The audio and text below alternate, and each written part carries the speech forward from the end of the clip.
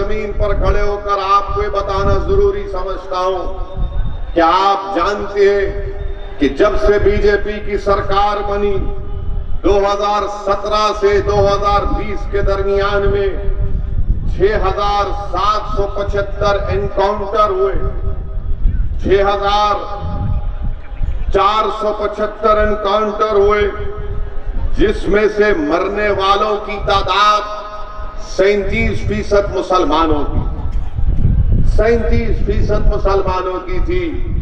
और उत्तर प्रदेश में मुसलमानों की आबादी पॉपुलेशन का परसेंटेज 18 या 19% के दरमियान में है। आखिर ये जुल्म क्यों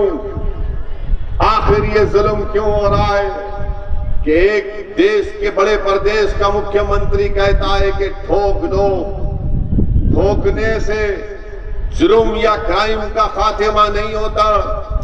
चाहे मैं हूं या कोई पुलिस का IPS ऑफिसर हो, कोई भी कानून को अपने हाथ में नहीं ले सकता है।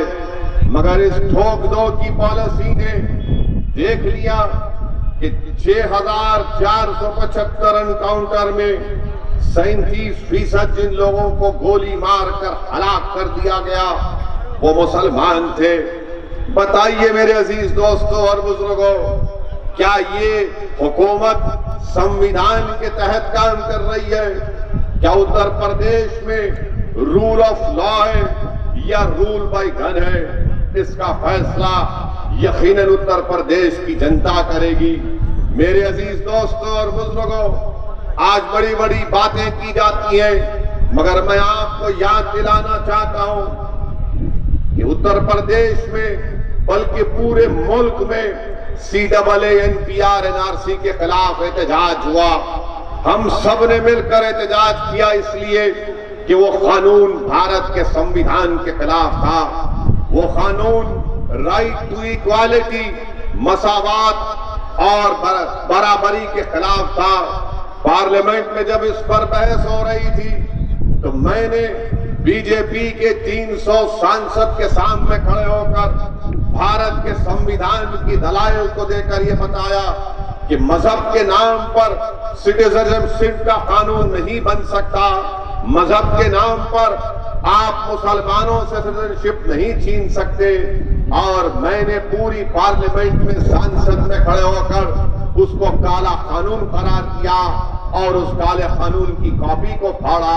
मैं मुबारकबाद देता हूं उन तमाम लोगों को जिन्होंने खास तौर से हमारी मां और बहनों को जिन्होंने पुरअमन एहतजाज किया उस कानून के खिलाफ। मगर अफसोस ये है कि उत्तर प्रदेश में 23 मुसलमानों को गोली मारकर उनकी जानें ले ली गई। बताइए ये कौन सा इंसाफ है कि गोली मारकर इनको जान ले ली जाती है? और ये मैं नहीं कह रहा हूं, सुप्रीम कोर्ट के रिटायर्ड जस्टिस की रिपोर्ट है, रिटायर्ड जज की रिपोर्ट है, जिन्होंने कहा कि उन बच्चों की जान लेने के लिए गोली मारकर उनको खत्म कर दिया गया। वो 23 मरने वाले कहां के थे? अलीगढ़ के थे, मुजफ्फरनगर, आपके माओ बैरेज और बुलंदशहर से इनका ताल्लुक था। मेरे अजीज दोस्तों और बुजुर्गों, ये इस तरह से अगर संविधान की धज्जियां उड़ाई जाती रहेंगी तो बताइए फिर हमारे मुल्क में जमहूरियत का क्या होगा? उत्तर प्रदेश में फ्रीडम ऑफ एक्सप्रेशन का क्या होगा? आज मरने वालों के घरों में कोई जाकर उनसे पूछता नहीं है। वो 23 लोग जो मर गए, आज दुनिया उनके घर की तरफ रुख नहीं करती। कोई उस मरने वाले मां की बेटे से जाकर नहीं पूछता कि मां तू सुकून में है या नहीं।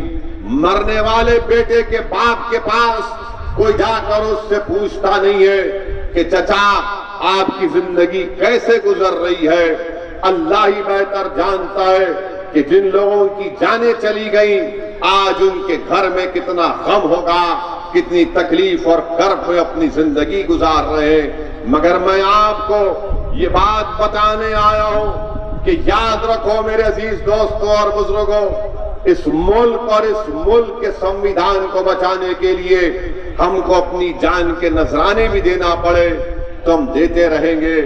अगर हमको अपनी जान कुर्बान करना पड़ा तो यकीनन इंशाअल्लाह ताला अगर मैं आप एक खून का खतरा बहाएंगे, मैं आपसे वादा कर रहा हूं कि मैं हमेशा अल्लाह से दुआ करता हूं कि अल्लाह तू मुझे जब तक इस दुनिया में जिंदा रखेगा मुझे ऐसी जिंदगी दे कि दमे वापसी तक मैं तेरे सामने सजदा करूं, इख्तिदार की कुर्सियों पर बैठने वालों के सामने अपने सर को ना झुकाऊं। मैं हमेशा अल्लाह से दुआ करता हूं कि रब्बे करीम आप मुझे जब तक जिंदा रखेंगे मेरी जबान आपके जिक्र से तर होती रहे। मैं अल्लाह से हमेशा दुआ करता हूं और करता रहूंगा कि अल्लाह तू मुझे जब तक जिंदा रखेगा मुझे मेरी जबान में वो ताकत दे कि मैं जालिमों के सामने खड़े होकर उनके जुल्म और इंसाफ का मुतालबा करता रहूं। मेरे अजीज दोस्तों और बुजुर्गों, अल्लाह मुझे जब तक जिंदा रखेगा ये मेरी जिंदगी का नज़्म-उल-ऐन है। अल्लाह मुझे जब तक जिंदा रखेगा मैं अल्लाह से दुआ करता हूं कि या अल्लाह मुझे अपने हबीब मोहम्मद मुस्तफा सल्लल्लाहु अलैहि वसल्लम के दर का कुत्ता बनाकर रख। या अल्लाह मुझे ऐसा कुत्ता बनाकर रख जो कभी भी मजलूमों के जालिमों अगर जुल्म करे तो मैं उनके खिलाफ आवाज उठाऊं। मैं हमेशा अल्लाह से दुआ करता हूं कि अल्लाह अगर तू मुझे मौत दे तो शहीद की मौत दे, ताकि मैं आज तेरी जिंदगी जो तूने मुझे दी है अल्लाह की नेमतों का शुक्रिया मैं अदा नहीं कर सकता। कौन कौन सी नेमत का मैं अल्लाह का शुक्र अदा करूं। और मेरी अल्लाह से यही दुआ है कि अल्लाह मुझे जब तक जिंदा रखेगा मैं बेखौफ होकर बगैर किसी के डर से या बगैर किसी के सामने अपने सर को झुकाकर, क्योंकि हम अगर सर झुकाते हैं तो सिर्फ रब्बे कायनात के आगे सर झुकाती है। मैं आपको ये तयक़ुन देने आया हूं कि ये मेरी जिंदगी का नज़्म-उल-ऐन है। मेरे अजीज दोस्तों और बुजुर्गों, जो जुल्म किया जा रहा है इंशाअल्लाह ताला ये जुल्म का खात्मा होगा, ये जुल्म का खात्मा होगा। कहां गई इंसानियत? ये हमारा देश गांधी का देश है, गौतम बुद्ध का देश है, गुरु नानक का देश है, ख्वाजा अजमेरी गरीब नवाज का देश है। मेरे